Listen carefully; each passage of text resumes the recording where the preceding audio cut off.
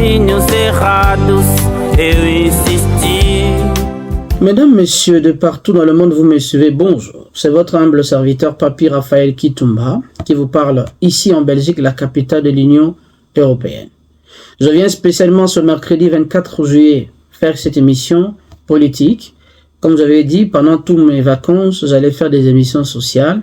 Mais comme l'actualité politique de mon parti exige, nous avons une université d'été qui aura lieu à Kinshasa du 16 au 17 août 2024, dans laquelle je prendrai part dans ces assises. Voilà pourquoi je suis venu décortiquer un peu avec vous ce sujet politique de l'heure, mais aussi de l'actualité politique qui s'est passée de nos partis politiques, notamment de l'UDPS, notre partenaire, là où il y a eu une crise, mais aussi donner des conseils par rapport aux partis politiques, par rapport à tout ce qui se vit ou qui se passe dans des partis politiques. Alors, bienvenue, chers camarades, chers membres de partout dans le monde, vous me suivez. Alors, notre parti, l'Union pour la Nation congolaise, va organiser du 16 au 17 août au centre Nganda les assises de Kinshasa, appelées l'université d'été. D'abord, c'est quoi l'université d'été pour ceux qui ne savent pas? Nous l'avons eu, nous, la diaspora, à organiser l'université d'été de Paris en 2022, il y a 2 ans de cela, à Paris, dans laquelle nous avons parlé de problématiques de la diaspora, mais aussi de différentes thématiques. Alors, c'est quoi l'université d'été? L'université d'été, par essence, c'est un forum politique dans lequel les dirigeants politiques réfléchissent à la fin de l'été. Quand l'été se termine, généralement ça se fait au mois de septembre, quand nous débutons l'automne, et les activités politiques, les partis politiques ou les formations politiques réfléchissent ici en Europe pour le fonctionnement de leur parti. Ainsi, c'est le parti, notre parti, donc à travers le secrétaire général de l'UNC, nous allons organiser l'université d'été de Kinshasa, dans lesquelles nous allons aborder plusieurs points, plusieurs thèmes, notamment la restructuration générale du parti, mais nous allons aussi faire l'évaluation générale du processus électoral qui vient de se passer, et puis jeter des bases pour le processus électoral futur, donc 2028, dans lesquels nous allons nous ranger, n'est-ce pas, dans la bataille de course à l'élection de 2028. Alors, nous allons également parler des différents problèmes de la gestion des ambitions qui posent généralement problème dans le parti politique. Comme je vous ai dit ici dans l'entame de l'émission, dans le liminaire, nos confrères, nos partenaires de l'UDPS ont eu aussi ces problèmes. Mais généralement, ce problème se passe dans tous les partis politiques. Généralement, la gestion des ambitions, c'est un problème clé qu'il faut le résoudre avec beaucoup d'attention. Et si on ne fait pas attention à cela, des problèmes surgissent toujours. Alors, nous allons discuter sur ces différents thèmes. Nous, de la diaspora, nous serons là. Nous allons parler au nom de notre interfédération de Belgique. Nous aurons aussi d'autres collègues de la diaspora, mais aussi de Kinshasa, et nous allons parler du fonctionnement du parti. Vous êtes sans ignorer que nous, la diaspora, le 5 pays test, nous avons voté ici récemment en décembre. Mais pour 2028, nous allons aller parler des États de la diaspora. Parce que beaucoup de gens ne comprennent pas le rôle de la diaspora. Dans d'autres pays du monde, la diaspora vote. Il y a aussi des députés de la diaspora. Parce que ce sont des pays organisés, là où les structures sont déjà mises en place et que les élections se passent sans anicroche. Alors, pour nous, comme nous sommes encore dans le début, c'était un premier test en 2023. Et je crois qu'en 2028, on va encore élargir les champs.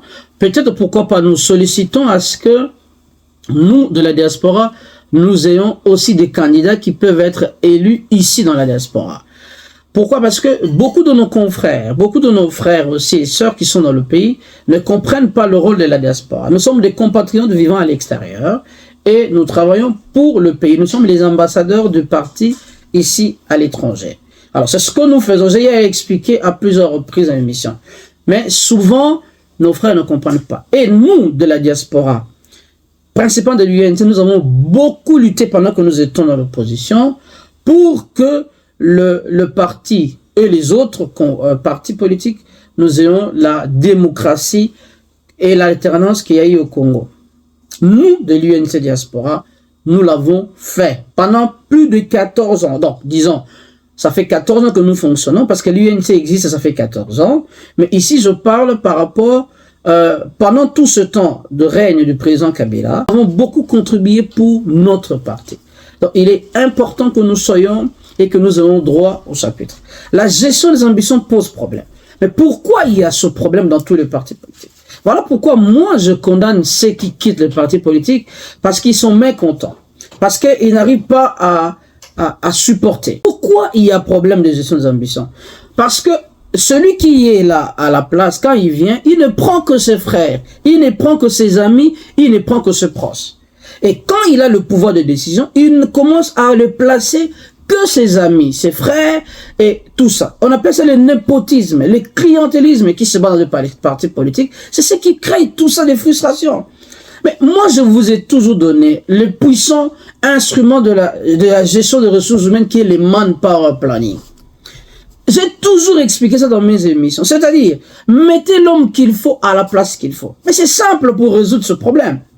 Il faut juste procéder par des critères. Quels sont les critères? 1. L'ancienneté. 2. La loyauté. 3. Être en ordre de cotisation. C'est simple que ça. Mais cela n'exclut pas que tout le nouveau venu dans le parti ne peut pas avoir droit au chapitre. Non. Quand quelqu'un a des compétences, vous le mettez. Quand quelqu'un a l'ancienneté, il faut le mettre et essayer un peu d'équilibrer et de jauger un peu, vous verrez qu'il n'y aura pas de problème. C'est ce qui se passe dans tous les partis politiques. À l'IDP, j'ai vu, ça me fait mal au cœur. Vous voulez vous tuer entre vous, nos frères, à cause de postes. Mais non. Tout ça, c'est la politique générale du pays qui ne marche pas. Parce que si tout le monde avait un emploi, où chacun travaillait, je ne pense pas que ce problème allait arriver. Tout le monde se bat pour le poste, pour envoyer les enfants, la femme en Europe, pour acheter des maisons, pour acheter des voitures, des véhicules. C'est ça l'objectif de tout le monde. Pourquoi? Parce que les gens ne travaillent pas. Et quand ceux qui sont nommés, ils sont au pouvoir, ils se voient, ben c'est notre tour, alors profitons, allons-y.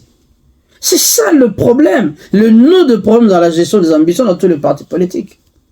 Mais si on procède par critères, comme je viens de le vous dire tantôt, il n'y aura pas de problème. Aussi, les autorités du parti. Quand nous luttions ensemble, vous êtes normal, vous êtes simple.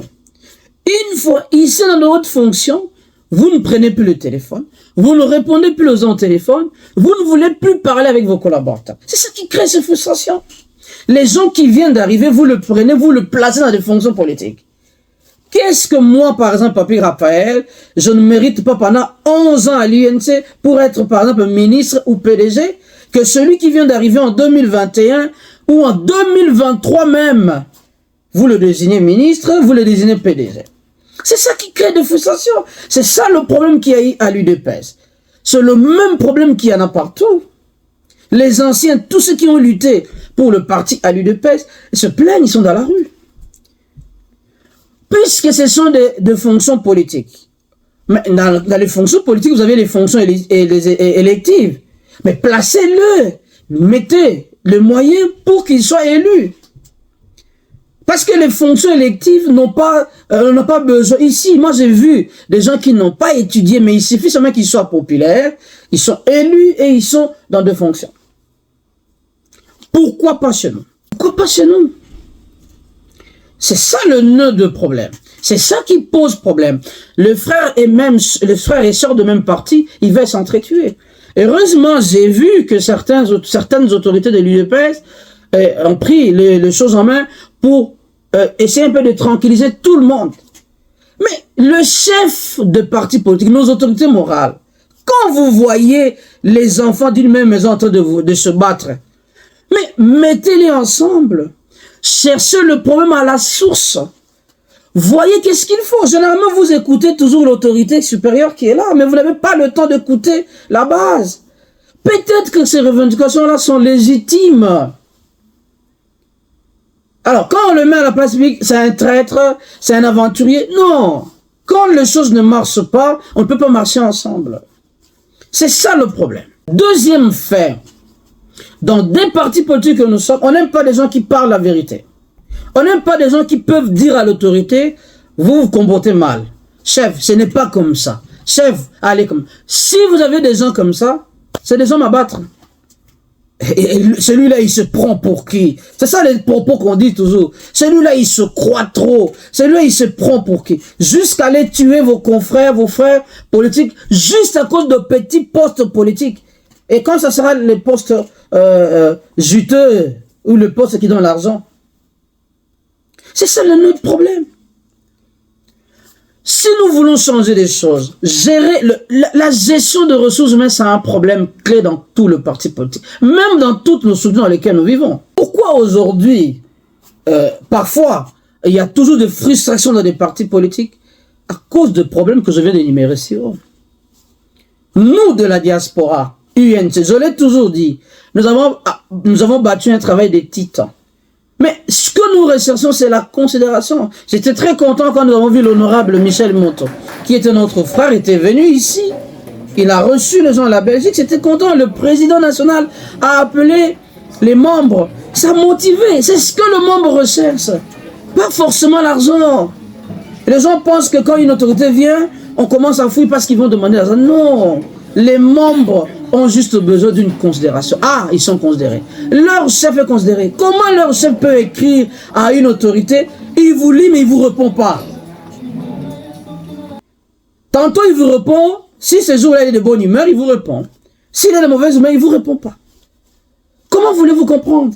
Nous qui gérons au quotidien les gens à la base, c'est ça le problème. Tout ce problème-là doit être réglé, doit être traité dans deux partis politiques. Mais ça ne sert à rien de quitter, ça ne sert à rien de briser la maison parce que vous n'avez pas trouvé satisfaction. Non, moi je pense qu'il faut parler et trouver une solution. Et comment vous pouvez gagner prochainement si vous vous querellez? Là où il y a des unions, vous n'évoluez pas. Voilà un peu le problème qu'il y a. Le problème, la gestion d'ambition et le problème capital. La restructuration. Dans des partis politiques, des postes fantaisistes, on donne les gens des postes en fonction de leur affinité, en fonction de leur tribu, en fonction de leurs rangs sociaux. Mais non, ça ne fonctionne pas comme ça. En tout cas, le peu de temps que moi j'ai vécu ici en Europe, c'est sur base de compétences. Mais dans des fonctions politiques, puisque vous appartenez dans un parti politique, on vous nomme en fonction de votre loyauté, de votre ancienneté, de votre expérience. Mais si vous êtes trop populaire, si vous dites des vérités, on ne vous approchera jamais. C'est ça les défauts de pays. On veut approcher les voleurs, on veut approcher ceux qui peuvent leur donner une rentabilité pour que le parti vive. C'est ça le nom de problème de parti politique. Voilà ce que j'allais dire. Je conseille à nos partis politiques, à nos frères de l'UDPS, d'être réunis. Je leur demande de mettre de l'eau dans leur vin, de s'entendre pour qu'ils se mettent ensemble. Le même conseil, je le donne à l'UNC aussi. Bien qu'à l'UNC, ça ne se dit pas ouvertement comme ça, mais c'est le même conseil que je donne. Parce que moi, j'ai connu le PALU avant. C'est le même problème qui était dans le PALU. C'est le même problème qui était dans le PPRD. Donc, tous les partis sont idem. Luttons pour que les choses changent à l'intérieur. Nous allons venir assister aux assises de Kinshasa pour apporter notre voix de la diaspora, mais aussi parler, n'est-ce pas, de nos compatriotes ici et apporter peut-être notre petite contribution pour le changement. Il ne faut pas s'attendre à ce que les gens vont te plaire. Surtout dans des partis politiques. Tu auras plus d'ennemis que d'amis. Il faut faire avec. Il faut vivre ta vie. Si ça va, ça va. Si ça ne va pas, il faut vivre. Voilà pourquoi j'ai toujours recommandé que les gens se prennent en charge. Parce que dans le milieu politique, si tu viens avec ton argent, on te respecte. Vous voyez, Donald Trump, il n'était pas un ancien politicien. Mais puisque c'est un milliardaire, il est venu, il a imposé sa loi. Il est là. On l'avait élu pour la première fois. On l'avait élu pour la première fois. Et il s'impose, il est là. Parce qu'il a son argent. Quand tu as l'argent, on te respecte. Quand tu as la position, on te respecte. Mais si, si tu vas aller demander tout le moment, on ne te respectera pas. Et aussi, si tu présentes ton CV qui est costaud, et que certains le voient que c'est costaud, on te met à côté. On te met à l'écart. C'est ça, le Congo. Alors, chers amis, vous que nous avez suivis, rendez-vous à Kinshasa. Vous allez nous voir dans les assises. On va se revoir. Continuons à lutter. Soutenons nos partis. Soutenons-nous mutuellement pour que nous irions loin. Si vous avez aimé, merci, au revoir et à la prochaine.